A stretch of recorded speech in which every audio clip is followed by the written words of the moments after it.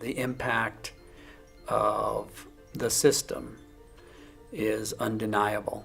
The numbers about, black youth incarcerated, they're staggering. The numbers don't lie, so they tell the story. And so the story is that the system is disproportionate. There is clearly discrepancies and disparities in race and ethnic representations. I don't think we can even begin to understand what's going on in the juvenile justice system today if we're not talking about race. It's toxic to the legitimacy of the whole system if it's not treating everyone fairly. It's a public health concern. We want to help our youth. We want to help our kids. So what are we achieving here? We own this collectively, so we all have a part in how do we make this better. And it can be done. Good teachers, effective teaching, good relationships with community relationships with business owners, police officers. All of this is possible. It happens in the suburbs. Why not in the cities? We meet an open-minded discussion of how best we can impact our kids and our system. And I'm not sure that has always happened in Massachusetts. We own this collectively, so we all have a part in how do we make this better. We need to be vigilant and be aware of both procedural fairness issues as well as the results that we're producing. The analogy that I've used is the assembly line. We can all do a really good job at our workstation and still have a lousy system. And to the extent that there's ownership up and down that assembly line, if you use the juvenile justice as the assembly line, juvenile justice system, to the extent that there's ownership up and down that assembly line, we have a chance. And our department is declaring this as a real priority. At this point in time, that the juvenile justice system in particular is entering young people's lives is a point that matters a great deal, where the stakes are extremely high, that, to put simply, we can't afford to blow it.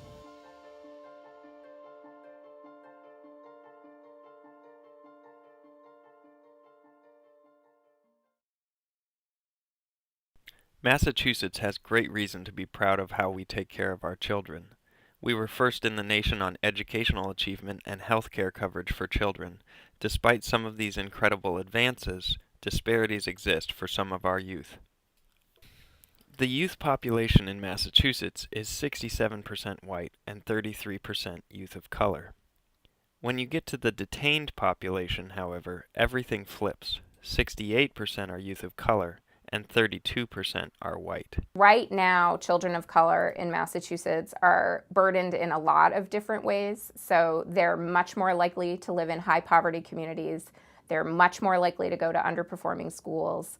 They're much more likely to be subjected to the most severe kind of discipline if they're in those schools, even for the same kinds of behavior. And they're much more likely to end up in our juvenile justice system. While 9% of white children in the Commonwealth have the misfortune of living in poverty, that number rises to 32% for African American children and 38% for Latino youth. In addition, only 2% of white children live in high poverty areas, compared to 22% of African American and 28% of Latino children. The disproportionality shows up in our school systems as well. Our system leaders, from the police to the courts to our service delivery systems, all acknowledge that racial and ethnic disparities, often referred to as red, exist in the Massachusetts juvenile justice system.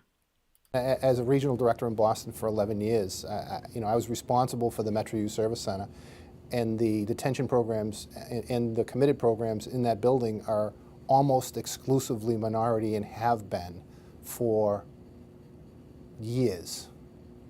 And that doesn't reflect Suffolk County. Once they get there, they're more likely to penetrate deeply into that system. And that can lead to other things like adult incarceration, unemployment, not going to college, all sorts of negative things. In a lot of places in Massachusetts, what are called minorities are actually the majority, and that's true throughout Massachusetts in a lot of different places, and it's true in the juvenile justice system as well.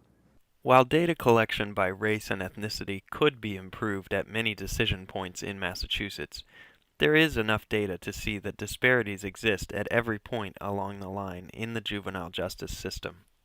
You see double the representation of minority youth at the point of arrest than you do in the population as a whole. Again, knowing that delinquency, fights, using drugs, skipping school, doing all those things happen across the board. It happens in white communities, it happens in black communities, it happens in affluent communities, it happens in poor communities, and yet you see this disparity right at the front door of the system.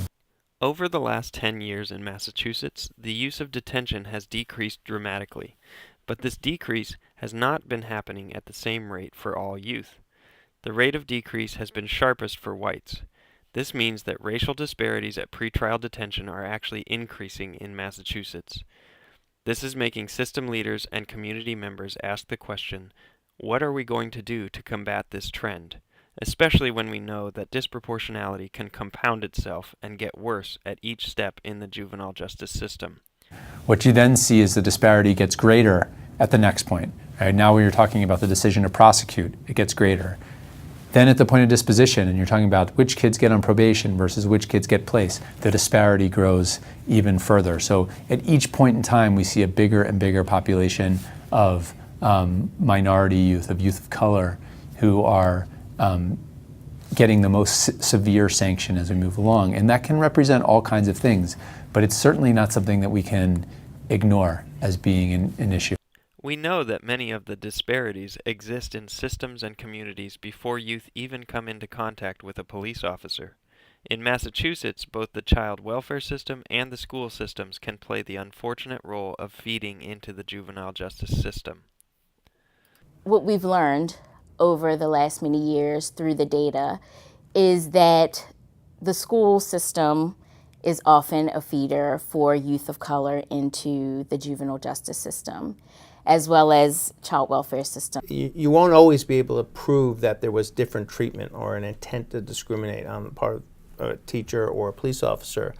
But what you see in the statistics is this much higher tendency to perceive something as a serious behavioral issue and then to punish more harshly given equal kinds of misbehaviors.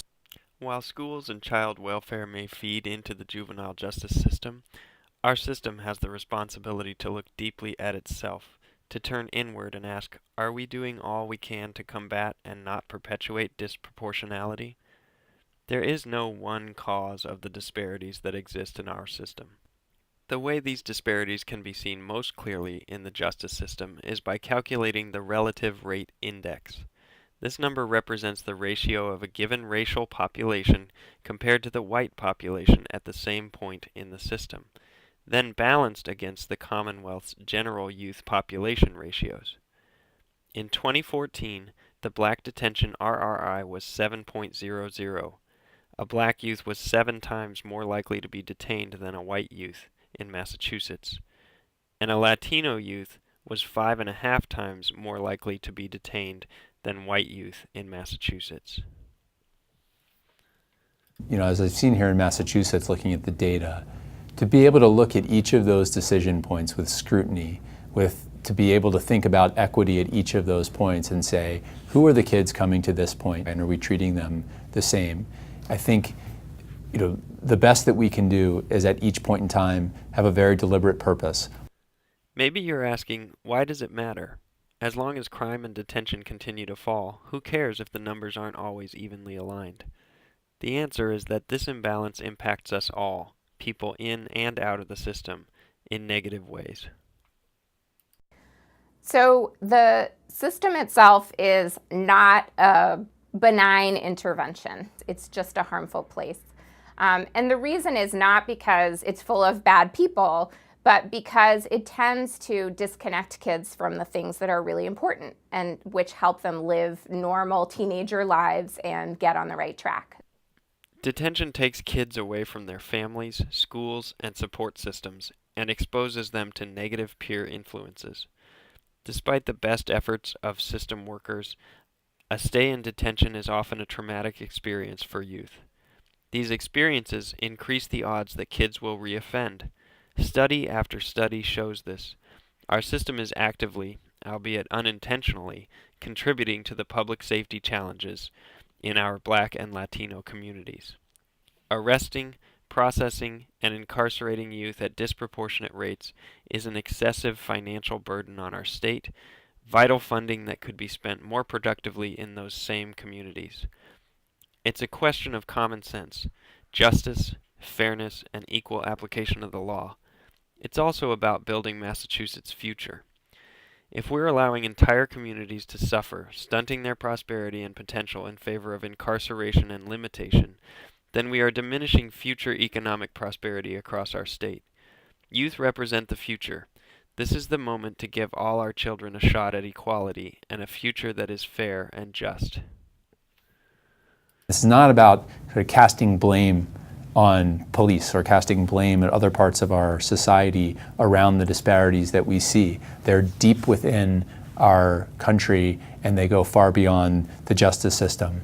But what I think people are acknowledging in a way that perhaps has felt more controversial to acknowledge in the past is that we have a long way to go to ensure equity in this system. And we see that in the juvenile justice system, where you walk into correctional facilities and you don't see a very different population staring you in the face, literally, in those facilities than you would see walking down the street. And I think we have an opportunity now to not just acknowledge that, but to really dig deeper and to really come up with ideas that allow us to address that much more head on. We can't throw up our hands and say this is too big of a problem for us to tackle. And we can't say that, oh, because of, poverty and educational inequity and structural racism and all of the other contributing factors, that the juvenile justice system just can't do anything about this. Rolling back disparities and ensuring equity feels like a tall order in a system that is complex and involves so many actors. Yet we all have a part we can play to make a big difference.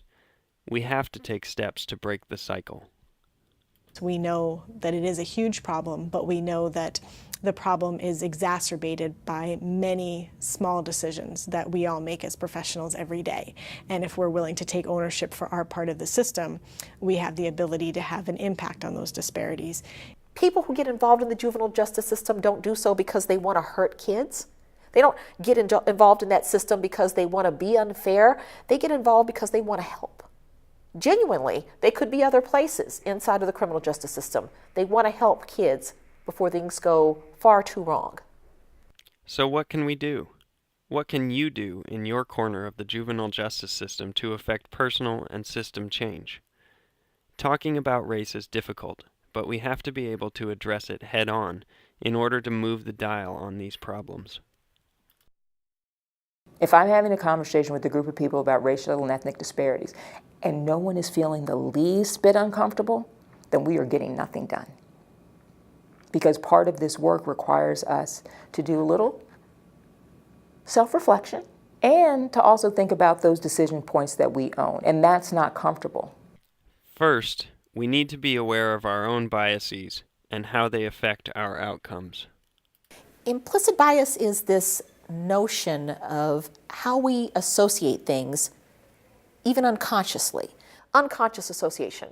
Association that doesn't align with our goals, doesn't even align with our values, but perhaps drives what we do. You can test yourself. Anyone can go to, I think it's www.implicit.harvard.edu, I think that's right. And you can take this test.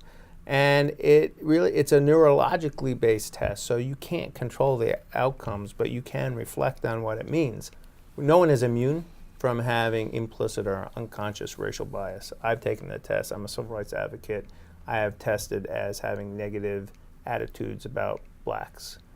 And I think we all have to own up to the fact that this is not something that I choose or like, but it is something that I can attend to. In the context of a probation officer or a social worker or someone who's assessing an individual for recidivism, the essence of that analysis is how threatening this person is. Are they a threat to themselves or others?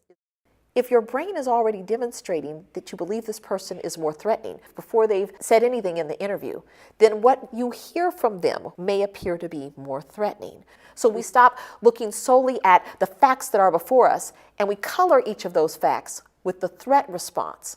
It's a very murky, difficult conversation to have. The implicit bias door is actually a really good door to go in because everybody has implicit biases.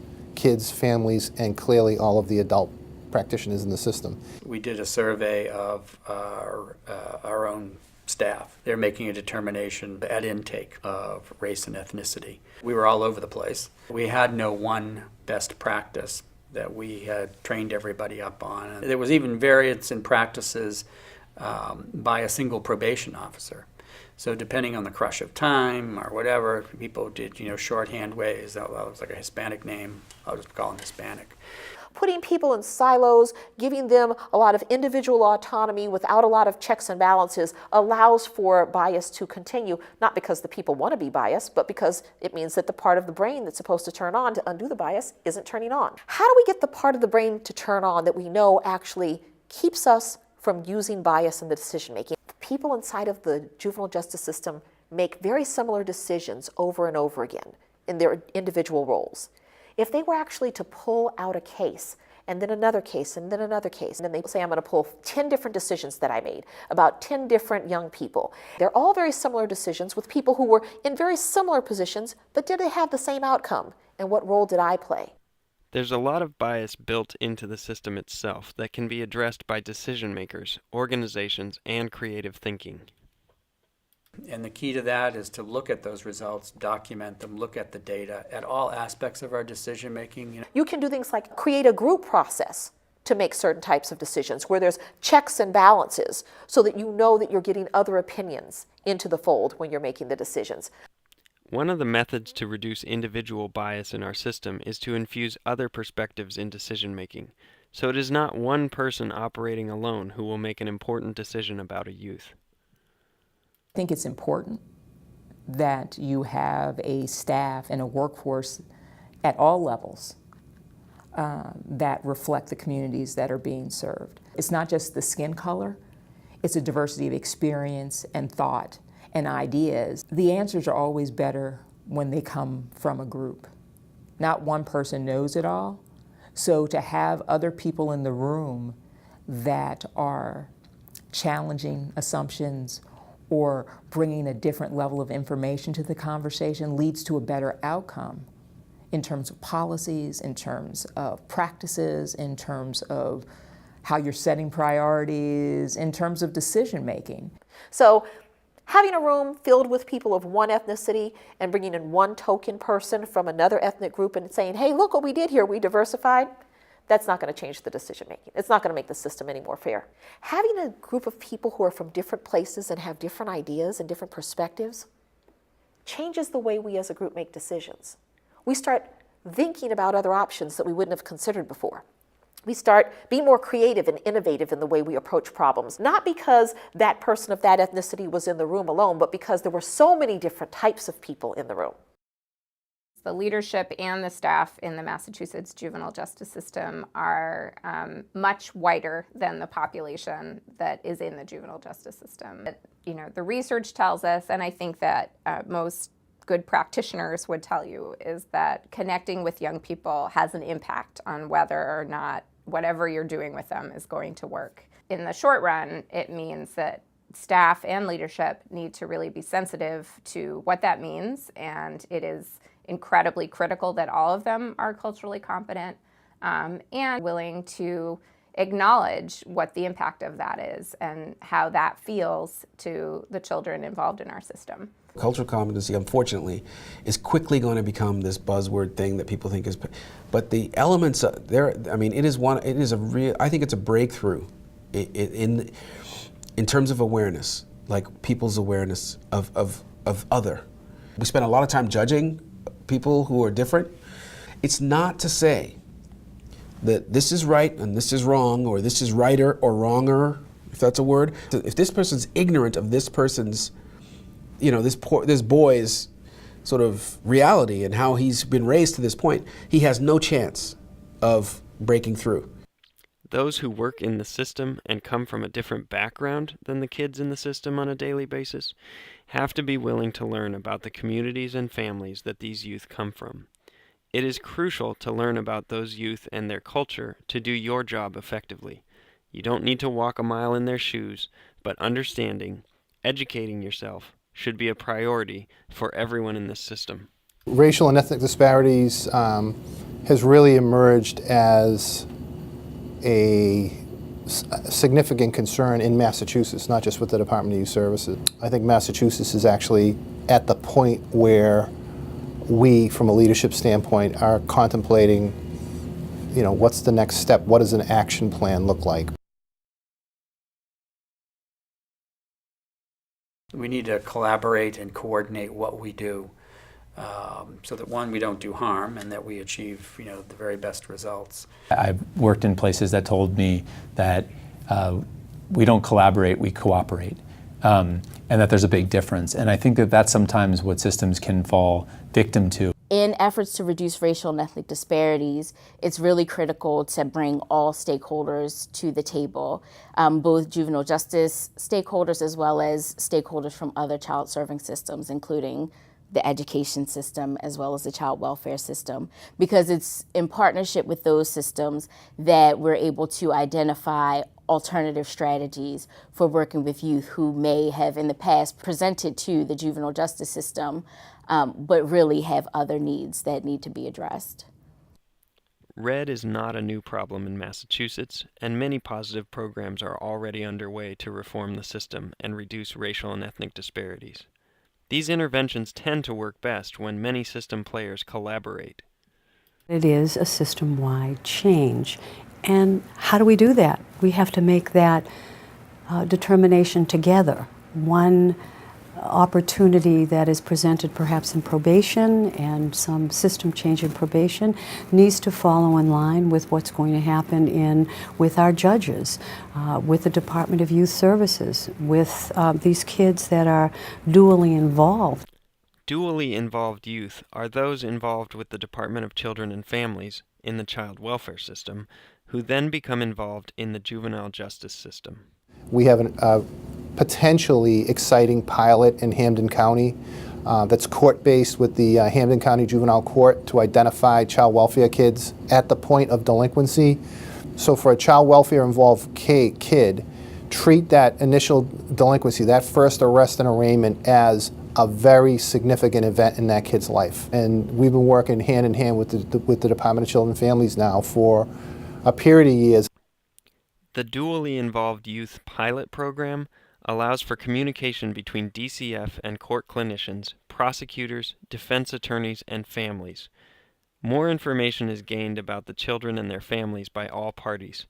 Getting a more holistic view allows for more creative, appropriate solutions than one-size-fits-all punishment.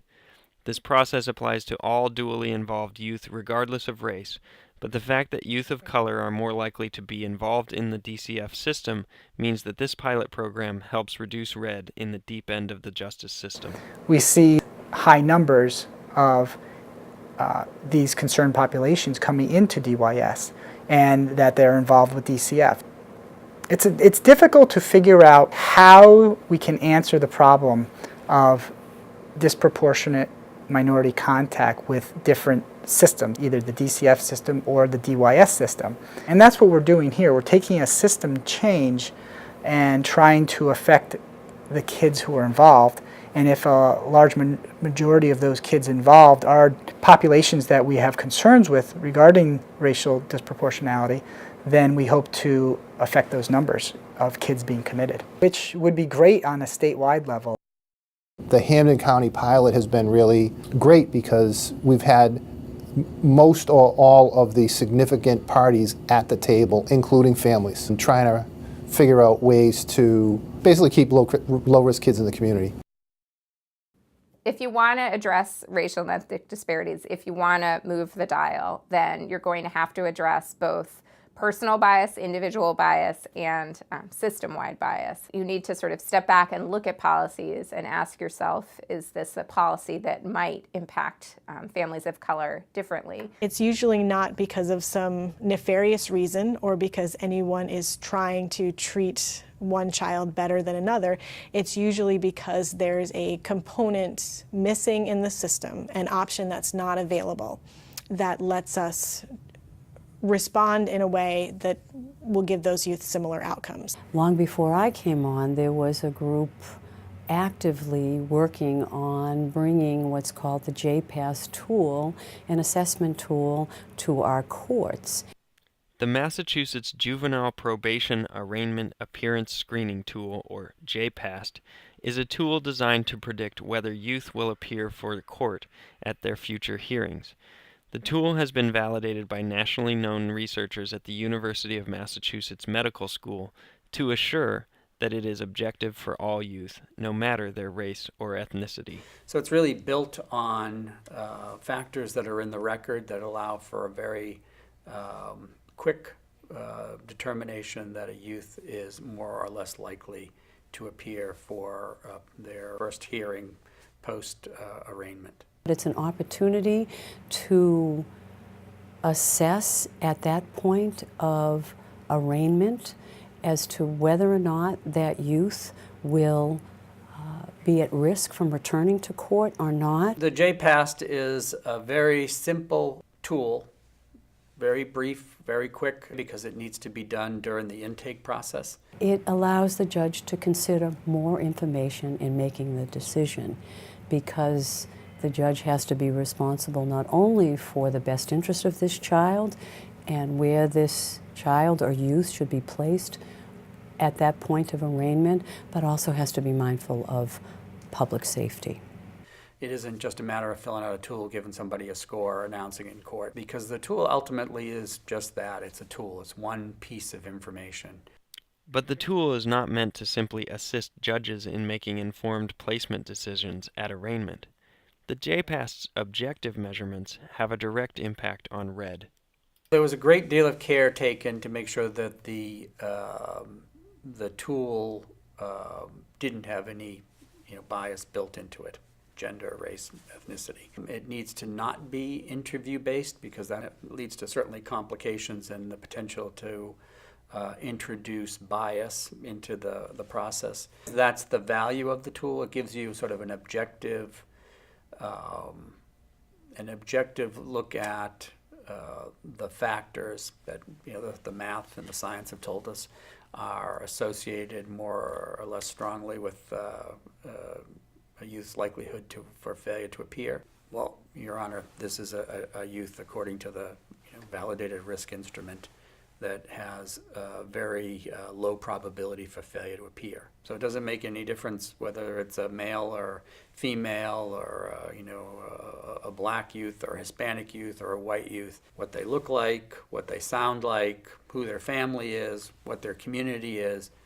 And so the idea is it creates, similarly situated kids are treated similarly. It doesn't exclude the consideration of other information. There may be other factors. That's the role of the defense attorney and the prosecutor to make those arguments. But you begin with sort of an operating premise that objectively this is a low-risk kid or a high-risk kid.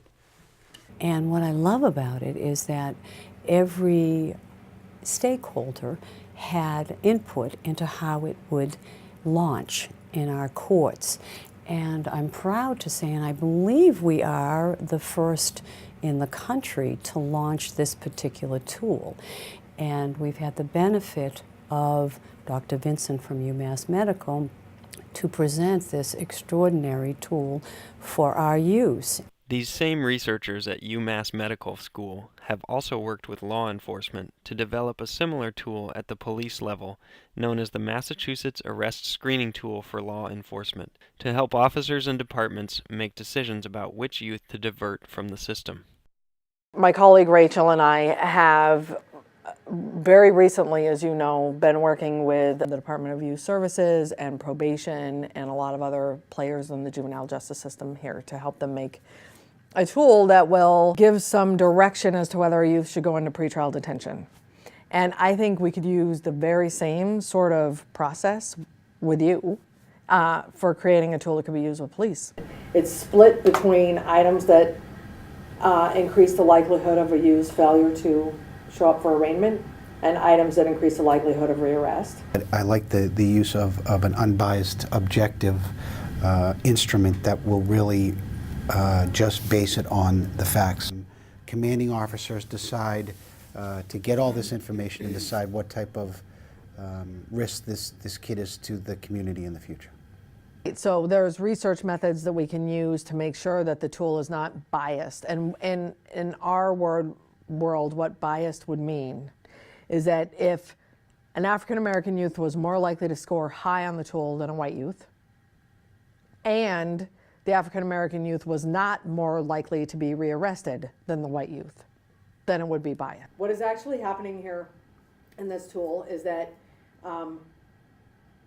no group scores significantly higher than any other group. So Hispanics aren't more likely to score high, and African American youth aren't more likely to score high than whites. So there's not a disparity in the scores. The easy part is making the tool. The challenge is going to be getting buy-in from police departments and figuring out what's the most feasible way of implementing it. I think that's going to be the hard part. I think what we've done is the easy part. We've seen the same thing when we're implementing much bigger risk assessment tools with probation officers, because probation officers also have a lot of discretion. Judges have a lot of discretion in every jurisdiction, and as they should. So I think one of the issues to remember whenever we're talking to police is it's not really there to take away your discretion. It's there to help enhance the objectivity. It's another piece of information that's going to help make the decision scientifically. That's a good way to sell it. Having some objective tools can help level the playing field among different youth to tease out where we are treating similarly situated youth in a similar way and where we're not. There's clearly overrepresentation of minorities in adult and juvenile incarceration settings. So I think the system is aware that there's a problem. So it's a priority for the trial court and it's a priority for probation. I think it begins with, and I think this is a key to any positive change, is starting to look at the data. Having accurate race and ethnicity data for all the decision points in the system is essential for these conversations to begin, develop, and continue. Being able to ask those questions and figure out what our system needs to look like starts with objective decision making and starts with having the data that tells us where are the gaps and where are we not treating youth the same even though they're coming in with some similar circumstances. There has to be a willingness to review the data and to accept the data for what it tells us. And in most cases, in my experience, when we look at data with an eye toward identifying racial and ethnic disparities, they usually are there. Each county really needs to look at their data and get a sense of what's going on in my county, why that might be happening, what kinds of offenses are the kids in my county coming in for, and are we treating kids equally? So there's a lot to be done at the county level in every single county in Massachusetts.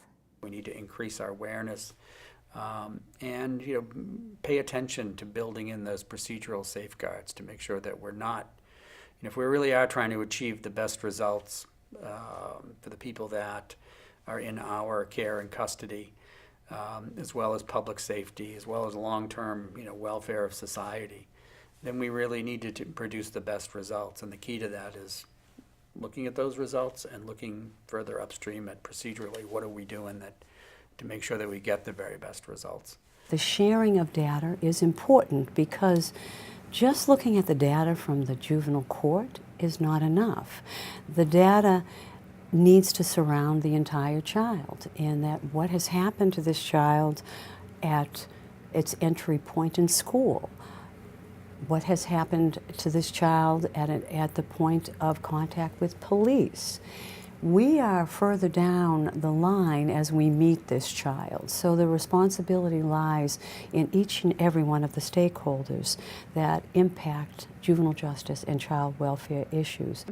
So that is, collecting and analyzing data doesn't sound very exciting, but it is incredibly important in terms of moving this discussion forward and really making progress so that our system truly is fair and that we are truly supporting young people to get on the right track.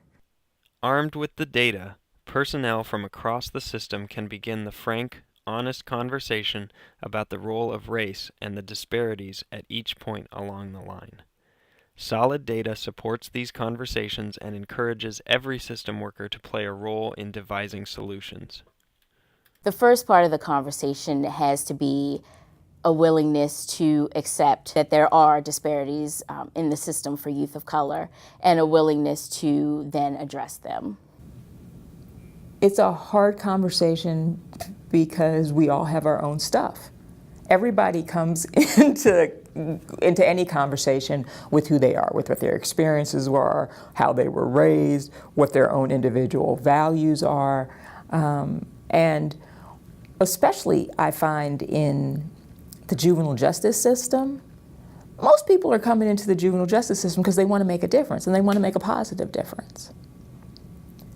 So when somebody is confronted with the idea that they want it to be a force for good for youth and families, either to protect or to create opportunity, when they are then confronted with, oh, by the way, did you know that you happen to send 60% of the persons of color on your caseload to detention? And then similarly situated kids actually get a better shot. That's kind of hard to stomach. You could be negatively impacting somebody, and that's not what your intention was. And the most difficult people to teach fairness to are people who value fairness the most. That's why it's so hard to get this message across. How do you best enter the conversation, and how do you get the result that you need? It may not always be talking to someone head on about racial and ethnic disparities. It could be talking to someone about what is it that you want for youth in general. We either have the opportunity to do something that's really good, that really can right a kid onto the right path, or we have the chance to do something that's very damaging. Our society is changing. Children of color are not the minority population going forward in our society. If we are not successfully supporting children of color educationally in our justice system in a lot of different ways, then we are not building the future of our Commonwealth or of our country. It really is about making it a priority. There have been periods of time where people would be able to say, well, that's not the most important issue. And I think that the national picture is really forcing race to the discussion, which provides the opportunity for leadership. And I think there are a number of different people in Massachusetts that would be willing to step up and lead, this particular discussion, the juvenile justice. It's a priority throughout the trial court. I think it's a national conversation, and it's a Massachusetts conversation. There is a commitment now from leadership that I just get really enthusiastic and excited about. And I know that we are going to be able to make some remarkable changes and positive reform in our juvenile justice and child welfare system. Quoting Lindsay Heffernan, "I have not creative ideas left in my head right now. We can come up with a closing line later. Wink."